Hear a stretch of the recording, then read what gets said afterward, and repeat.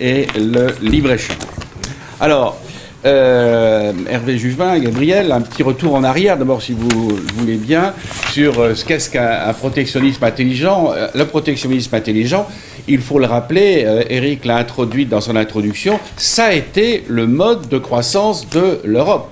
N'oublions pas que l'Angleterre a bâti sa puissance. Un de nos collègues britanniques enseignant à la London School of Economics, Patrick O'Brien, a très bien analysé cela. L'Angleterre était un État fiscalo-militaire extrêmement puissant et extrêmement agressif, et qui avait bâti son système fiscal sur des mécanismes industriels à rendement croissant, sur des impôts indirects.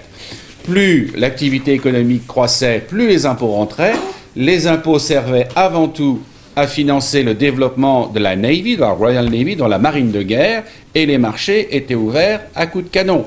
Et l'acte fondateur du protectionnisme anglais, ce sont les Navigation Acts de Cromwell, 1651, qui interdisent aux bateaux non anglais d'introduire des marchandises en Angleterre. Donc il sera rapporté au milieu seulement du 19e siècle. Donc c'est un protectionnisme extrêmement fort, et la politique très intelligente de l'Angleterre a été de faire croire que une fois parvenu au fait de la puissance, c'est cette fameuse phrase de Friedrich List, c'est la stratégie du retrait de l'échelle, une fois parvenu au fait de la puissance des nations industrielles, l'Angleterre s'est rendu compte qu'elle avait besoin d'exporter. Donc, il y a ce fameux dîner entre William Pitt le jeune et Adam Smith, le pauvre Adam Smith qui était un philosophe, dont on a fait un horrible libre-échangiste, il n'a absolument rien à voir avec ça. C'était un mercantilisme incompris, Adam Smith. Eh bien, William Pitt a eu cette idée, mais il lui a dit « Nous sommes tous vos élèves maintenant », et il a fait de la doctrine d'Adam Smith sur le libre-échange, qui est contenue dans son livre 4 de la richesse des nations, et il en a fait une doctrine politique. Il a dit « Nous sommes tous vos élèves maintenant, et nous avons besoin de convaincre les autres pays de s'ouvrir à nos produits ».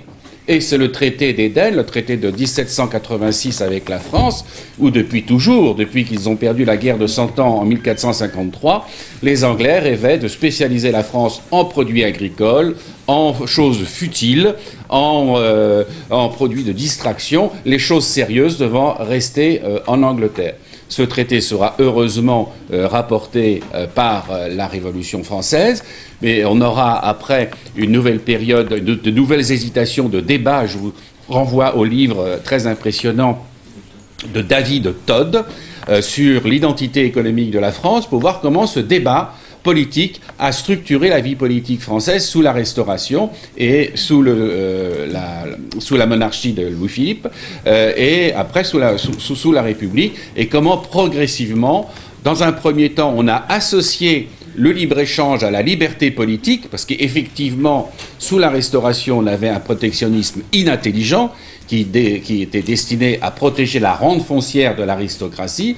Et lorsque, sous la monarchie Louis-Philipparde, on a commencé à s'industrialiser, on s'est rendu compte qu'il fallait un certain protectionnisme.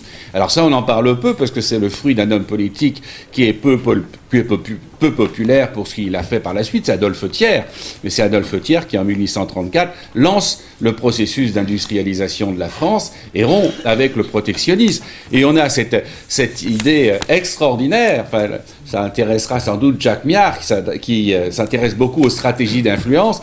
L'Angleterre envoie un agitateur pour faire des conférences en France, John Bowring, qui vient faire des conférences et qui va soulever quasiment le Bordelais. Il va dans les zones qui sont productrices de matières premières, exportatrices, le vin, parce que les Anglais voulaient absolument que la France se spécialise dans le vin et l'exportation de blé, chose qu'ils ne produisaient pas, et achètent en contrepartie des produits industriels. Donc, et là, on avait toute une idéologie qui était le libre-échange, c'est la paix.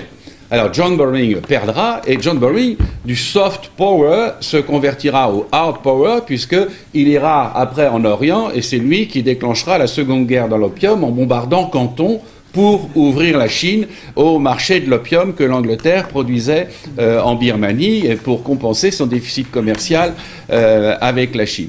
Donc ce sont des stratégies qui sont également des stratégies de domination intellectuelle. Le débat pour le libre-échange, en faveur du libre-échange, s'habille de vêtements scientifiques. D'ailleurs, les partisans du libre-échange s'appelaient les économistes.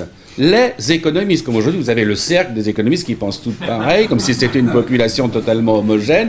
C'était Jean-Baptiste Say, c'était Blanqui, le frère du révolutionnaire, qui était un libre-échangiste, c'était McCulloch, ces gens-là, c'était les économistes et qui prétendaient que c'était une science. C'était une science et il y a des débats politiques extrêmement vifs. Alors, je vous invite à chercher. Moi, j'ai regardé dans la littérature française sur le libre-échange. Elle est très abondante dans ces années 1850. Charles Gouraud, Essai sur la liberté du commerce des nations. Vous avez énormément de choses où on retrouve exactement les mêmes critiques qui sont faites aujourd'hui sur le libre-échangisme comme théorie qui est doctrinaire, qui ne tient pas compte de l'histoire, qui nie l'histoire, qui ne tient pas compte des faits et qui reprend cette analyse des causes de la richesse. Alors, le problème de l'Occident, c'est qu'à force de croire à ces théories qui ont été faites pour dominer le reste du monde, eh bien, on a fini par y croire nous-mêmes. Hein. Et quand vous travaillez dans les pays en voie de développement, ce dont on s'aperçoit, et ce qui est très triste à dire, c'est que le véritable colonialisme, c'est le colonialisme du libre-échange. Le colonialisme a véritablement commencé avec la fin de la colonisation, puisque les pays occidentaux se retirant, notamment je parle surtout pour l'Angleterre et la France, les transferts de technologie ont cessé, mais la spécialisation de ces pays dans l'exportation de matières premières s'est accrue, et il y a une spécialisation dans un avantage comparatif qui a été la pauvreté et qui est compensée par l'aide, la fameuse politique d'aide au développement. Alors le problème aujourd'hui, c'est qu'on croit, on a cru à ces théories et qu'on en vient à se tirer une balle dans le pied. Alors, Hervé Juvin, qu'est-ce qu'un protectionnisme intelligent pour l'homme d'affaires que vous êtes ?